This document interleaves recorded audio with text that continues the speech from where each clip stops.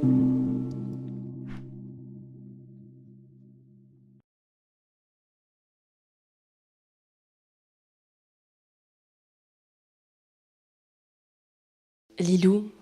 si je te dis femme de voyou, ça te fait penser à quoi? Ça me fait penser que... J'ai longtemps pensé que j'étais vouée à ça, une vie de merde, une vie de souffrance. Comment ça a commencé pour toi? Ça a commencé parce que je suis née déjà coupable d'être née trop tôt. Ma maman avait 21 ans, elle m'a laissée.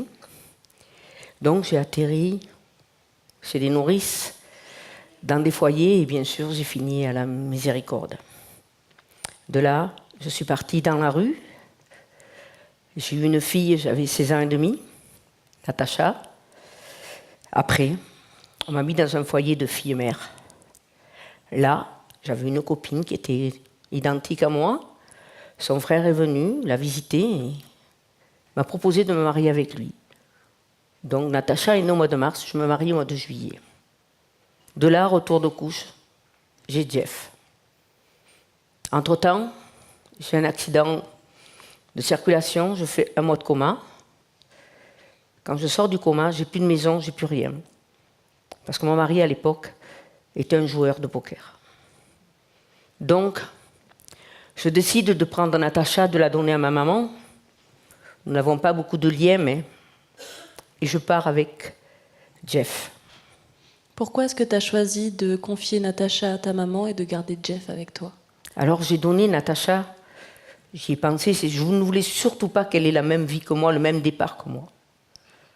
Donc je suis partie, j'ai falsifié mes papiers parce qu'à l'époque, la majorité c'était à 21 ans. Je me suis mise à travailler dans les bars.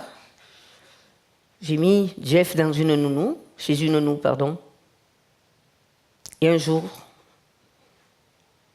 Carlos rentre dans le bar où je travaillais. Charmant, élégant, gentil. Il venait régulièrement. Nous sommes liés d'amitié et je suis sortie avec lui.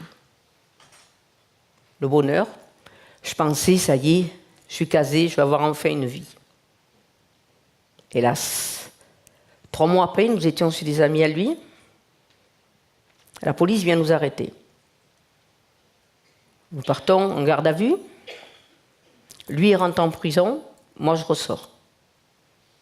Pourquoi il avait été arrêté? Il avait été arrêté parce qu'il était soupçonné d'avoir aidé à une évasion. Donc, il passe 3 mois et demi, 4 mois. Il ressort parce qu'il n'y a pas de preuves. Là, on prend un appartement douillet, coquet. Et je repars pour une nouvelle vie. Pourquoi tu as choisi de rester avec lui malgré ses démêlés avec la justice? Alors, chez moi, j'ai un proverbe, je dis toujours « Je mange le bon, je sais manger le mauvais ». Et là, nous revivons normalement. Quelques mois après, il arrive et me dit « Lilou, il faut vite partir. Il faut partir en cavale. » T'es partie combien de temps en cavale? Est-ce que tu peux me raconter comment c'est? Alors, la cavale, je suis partie 12 ans. Donc, on est parti en Espagne. Donc, il faut savoir que les cavales coûtent très cher, donc il faut travailler. Et puis, il faut se grimer. Il faut changer d'identité. Il faut changer de lieu. Il faut changer d'appartement. Et on arrive à se stabiliser à Barcelone, où on ouvre un restaurant. On est tranquille, tout va bien. Et encore Carlos, avec ses amis, débarque dans le restaurant, évidemment des voyous. La Guardia Civile arrive et on est tous arrêtés. C'était du temps de Franco. Il a été arrêté pour quoi à ce moment-là? Là, il était recherché pour une escroquerie en France. Et toi? Donc moi, je suis tombée pour complicité. Donc j'ai fait 4 mois de prison du temps de Franco. Puis, j'ai été relâchée. Je disais, super, je vais pouvoir récupérer mon fils, parce que mon fils était resté chez la nounou, le papa en prison, la maman en prison, dans un pays étranger. Malheureusement, comme il y avait Interpol, on m'a remis aux autorités françaises. Je suis arrivée à Paris, et là, on m'a mis à Fleury. Je suis restée en prison. Et en sortant de prison, un ami à Carlos est venu me réceptionner. Et il me dit, Lilou, maintenant il va falloir aller travailler. Ça veut dire quoi, travailler? Ça veut dire travailler, partir à la prostitution. Pour payer les avocats, payer la nourrice et moi-même. Pourquoi à ce moment-là, tu as choisi de rester avec Carlos s'il était... Pourquoi est-ce que tu n'es pas partie si lui il était en prison? Alors, je suis partie et revenue souvent par peur. Une fois, je suis partie pour de bon. Je suis partie sur Nice. Malheureusement, dans ce milieu, tout se sait.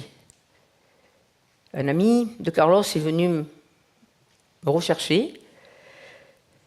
J'ai fait Nice-Bordeaux dans le coffre de la voiture. Arrivé à Bordeaux, on m'a remis à l'intéressé. Là, j'ai pris une belle branlée, un coup de couteau, et on m'a annoncé la punition. Alors la punition, c'est Barbès. Barbès, c'est une maison à Paris où vous rentrez pour un mois, vous êtes enfermé dans une toute petite pièce, un lit, un lavabo, une poubelle, où vous êtes obligé de faire entre 120, 140, des fois 160 passes par jour. Évidemment, au bout d'un mois, je me sens mal, souillée, je développe un cancer. Et là, pour Carlos, je ne ramène plus d'argent. Donc, il me laisse partir. Je rentre sur Bordeaux et je m'installe sur Bordeaux. Est-ce que tu en avais fini avec Carlos à ce moment-là? Non, parce qu'il est revenu. Et comme j'étais sa chose, encore un coup, il s'est servi. Et là, je suis tombée enceinte. Mais de mon fils Richard. Mais pour moi, Richard, c'est la liberté. Pourquoi c'est la liberté? C'est la liberté parce que je lui dis que s'il ne me laisse pas tranquille, je tuerai l'enfant, je me tuerai, mais je laisserai une lettre. Qu'est-ce qui s'est passé après? Après, il s'est passé, je suis allée en psychiatrie. Ah non, pardon, j'ai récidivé, excusez-moi. J'ai récidivé. J'ai rencontré un homme. C'est pour ça que je dis que je pensais être vouée à ça. Cet homme, je me suis mariée en prison avec lui. Je l'aimais. Il s'est évadé. Là, je n'ai pas suivi. Comment on fait, Lilou, pour sortir des relations toxiques?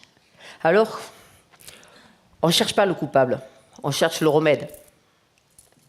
Moi, le remède, c'est Etchegaray, mon psychiatre, que j'ai eu pendant 8 ans. Parce que des tentatives de suicide, j'en ai fait.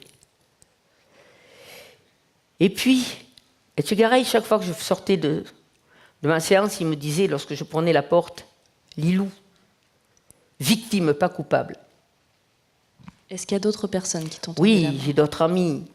J'ai Nadine, Dominique, Nathalie, Fabiola, Jackie, Linette, Martine, Patrice, Nono, ma fille de cœur, et surtout aussi Yves Michalon, mon éditeur.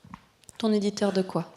Alors, j'ai rencontré Claire Bouchard, une journaliste, qui m'a demandé d'écrire, de faire une thérapie, de finir ma thérapie. Et j'ai écrit un livre qui s'intitule « Lilou hors la loi par amour ». Qu'est-ce qui représente pour toi ce livre? Ma fin de ma thérapie. Et aujourd'hui, il est comment ton quotidien, Lilou? Alors mon quotidien aujourd'hui, il est banal. Je vis, j'ai mes petits-enfants, j'ai Paul, Nicolas, Paloma, Luna, et la petite Kessie, qui a 9 mois.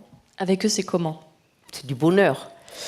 Et quand Paloma me dit « Mamie, il fait dodo ton cancer, tu vas pas mourir ?»